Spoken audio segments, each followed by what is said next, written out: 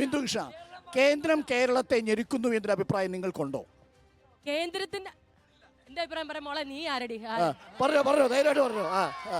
എന്റെ അഭിപ്രായം ഞാൻ പറഞ്ഞോ. ഗാലറിയിലോട്ട് നോക്കണ്ട, നേരിട്ട് സ്ട്രേറ്റ് പറഞ്ഞോ. വിളിക്കാവോ ഡോക്ടർ അരുൺ?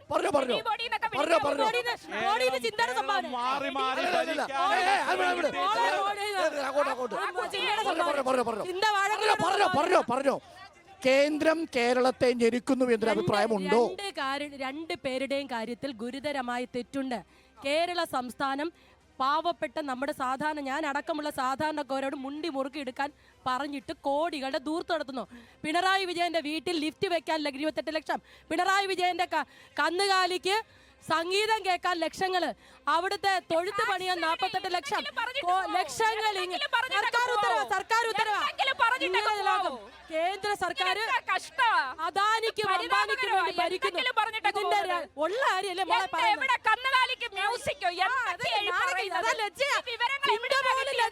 ഈ വിവരങ്ങൾ എവിടുന്നാ കിട്ടുന്നത്? കന്നുകാലിക്ക് പാട്ടൊന്നുമില്ല, പറയുന്ന കാര്യമാണ് കേരളത്തിൽ നടക്കുന്നത്. കന്നുകാലിക്ക് പാട്ട് വെച്ചു എന്നൊക്കെ പറയുന്നത് വെറുതെ. അത് വിട്. നാണക്കേടാന്ന് പറയുന്നത് ചാനലല്ലേ ഈ ചാനലിൽ ബിന്ദു കൃഷ്ണ പറയുന്ന കാര്യങ്ങളൊക്കെ തെളിയിക്കാനുള്ള ധൈര്യമുണ്ടോ എന്ന് ബിന്ദു കൃഷ്ണ വാഴക്കുല പോലെ ഒളിച്ചോടത്തില്ല. ഞാൻ ജനിച്ചെന്ന്, ഞാൻ വിദ്യാർത്ഥി സംഘടന രാഷ്ട്രീയം നടത്തി SFI നിന്ന് ഫാത്തിമ കോളേജിൽ പഠിച്ച് ഞാൻ ഇവിടെ തന്നെ ഉണ്ട്, ഈ കൊല്ലം ബീച്ചിൽ തന്നെ നിൽക്കാം. ഞാൻ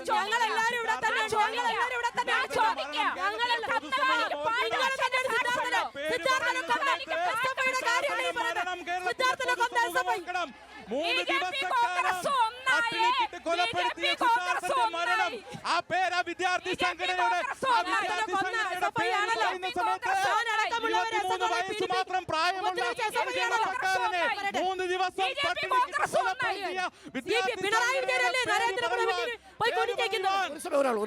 ഒരു സമയം ഒരാൾ ശരി. മറുപടി ഉണ്ടോ? പൂക്കോട് സിദ്ധാർത്ഥന്റെ മരണം തെരഞ്ഞെടുപ്പിൽ വിഷയമായാൽ അത് LDFന് തിരിച്ചടിയല്ലേ എന്നതാണ് ചോദ്യം. മറുപടി. ഒരു മിനിറ്റ് ഡോക്ടർ അരുൺ, അവർക്ക് രണ്ടുപേർക്കും അവസരം കൊടുത്തു. ശ്രീ മുകേഷിന്റെ വികസന നേട്ടങ്ങളെ കുറിച്ച് ചിന്ത പറഞ്ഞു, അതിനൊരു മറുപടി ഒരു അവസരം തരണം. അദ്ദേഹം പറഞ്ഞു 1748 കോടി രൂപയുടെ വികസനമാണ് കൊല്ലം മണ്ഡലം 1748 എന്ന് വല്ല അലങ്കാരമൊക്കെ വെച്ച് കിടക്കുന്നത്. എവിടാന്ന് കൊല്ലത്തേക്കുന്ന ആരെങ്കിലും പോലെ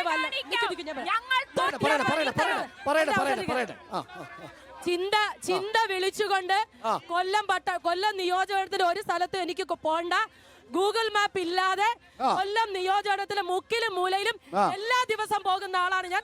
നിങ്ങളുടെ മുകേഷ് ഗൂഗിൾ ഇട്ടല്ലാതെ പോകാൻ പറ്റുമെങ്കിൽ ഗൂഗിൾ മാപ്പ് ഇട്ടാണോ മുകേഷ് കൊല്ലത്തൂടെ പോകുന്നതാണ് ചോദ്യം. എല്ലാ ദിവസം പോകുന്ന ആളാണ്. മുകേഷ് കൊല്ലംകാരനല്ലേ? മുകേഷ് കൊല്ലംകാരനല്ലേ? പറഞ്ഞിട്ട് കാര്യമില്ല, ഗൂഗിൾ മാപ്പ് അതുകൊണ്ടാണ് മണ്ഡലത്തിൽ വരാറില്ലല്ലോ. ശരി പറഞ്ഞോ, വികസനം പറഞ്ഞോ.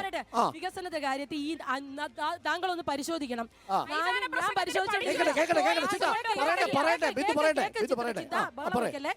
ഞാൻ ചിന്താന്ന് തന്നെ പറഞ്ഞു 436.15 കോടി 4 ആഴ്ച മുമ്പ് പ്രഖ്യാപിച്ചു കേട്ടോ.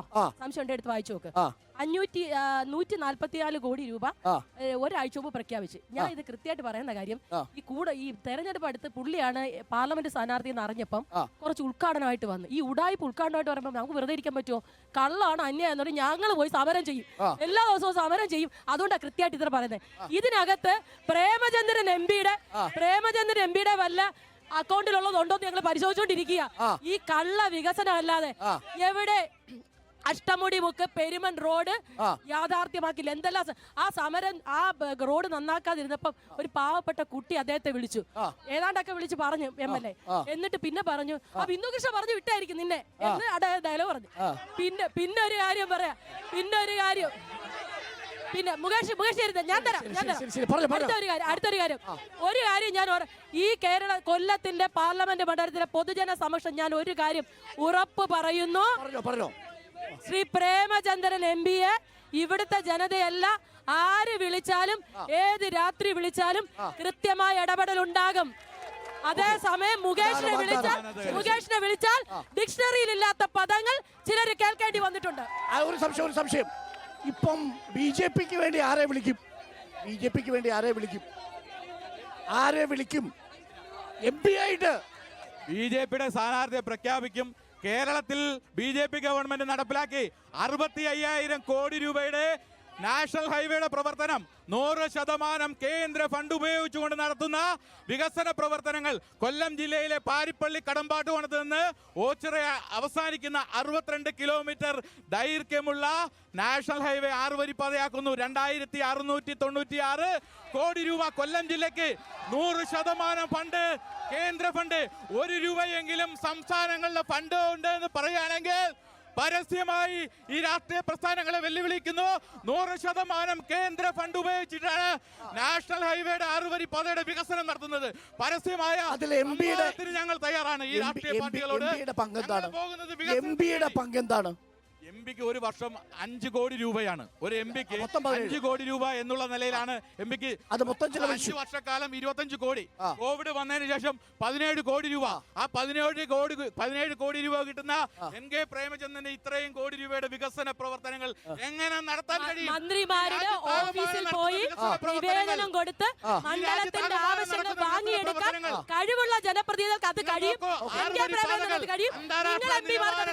അന്താരാഷ്ട്ര നിലവാരത്തിലുള്ള 6 വരി പാതകൾ എന്ത് അവകാശപ്പെടുവാനുണ്ട്?